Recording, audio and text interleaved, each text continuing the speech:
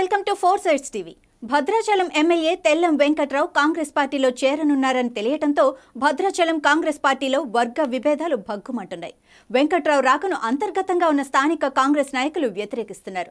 భద్రాచలం మాజీ ఎమ్మెల్యే పోదెం వీరయ్యపై తెల్లం వెంకట్రావు చేసిన వ్యాఖ్యలను కాంగ్రెస్ నాయకులు తీవ్రంగా ఖండించారు. భద్రాచలం అభివృద్ధి కోసం దేనికైనా సిద్ధమంటున్న వెంకట్రావు చొక్కాలు మార్చినట్లు పార్టీలను మారుస్తున్నాడని అన్నారు. స్వలాభాల కోసం పార్టీలు మారే వెంకట్రావుకు పోదెం వీరయ్యను విమర్శించే స్థాయి, అర్హత లేదని ఆగ్రహం వ్యక్తం చేస్తున్నారు. ఎమ్మెల్యేగా అయినాక ఐటీసీకి వచ్చి మంత్రులను కలుస్తారు. వేరే పార్టీ ఎమ్మెల్యే అయి అభివృద్ధి కోసం కలిసా అంటారు. ఆ రోజు ఏ కేడర్ని తీసుకెళ్ళా. మొన్న ముఖ్యమంత్రి గారిని కలిశారు. ఆ రోజు కేడర్ లేదు.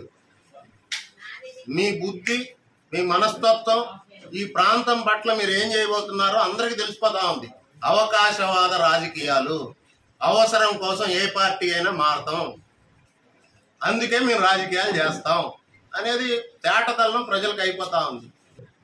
మీరేదో మా ముఖ్యమంత్రి గారిని కలిసి మీరు మెమరాండాలు ఇచ్చినంత మాత్రాల, మీ స్వార్థంతో కలిసినంత మాత్రంలో అది అభివృద్ధి అయిపోద్ది అంటే ఎవరు నమ్మరు. ఆయన మీద ఇలా కాంగ్రెస్ పార్టీలోనే చిచ్చు పెట్టి ఆయన పార్టీలో రాకముందే ఇప్పుడు 2 గ్రూపులుగా భద్రాచలం ప్రజలు కొట్టుకోవాలనే విధంగా ఆయన పోతుండ్రు. ముందుగా భద్రాచలం ప్రజలు దురదృష్టవంతులు. ఎందుకంటే ఒక నీతి నిజాయితీగా 100 కోట్లు కేసీఆర్ గారు ఆఫరిస్తే కూడా పోని వ్యక్తిని ఓడించుకొని ఇవాళ డబ్బుల కోసం పార్టీ మారే వెంకట్రావు గారికి పట్టం కట్టినందుకు మనం దురదృష్టవంతులం. గత 5.5 సంవత్సరాల క్రితం పోదెం వీరయ్య గారు భద్రాచలం వచ్చిన డే 1 రోజే తెలుగుదేశం పార్టీగా మమ్మల్ని అందరూ కలవడం జరిగింది. ఆ రోజు నుంచి ఈ రోజు వరకు మేము ఆయన అంటున్నాం. ఇవాళ వెంకట్రావు గారు వచ్చినా, ఇంకెవరు వచ్చినా కాంగ్రెస్ పార్టీగా పోదెం వీరయ్య గారే ఇక్కడ నడుస్తుంది. ఆయన ఆధ్వర్యంలో నడుస్తుంది.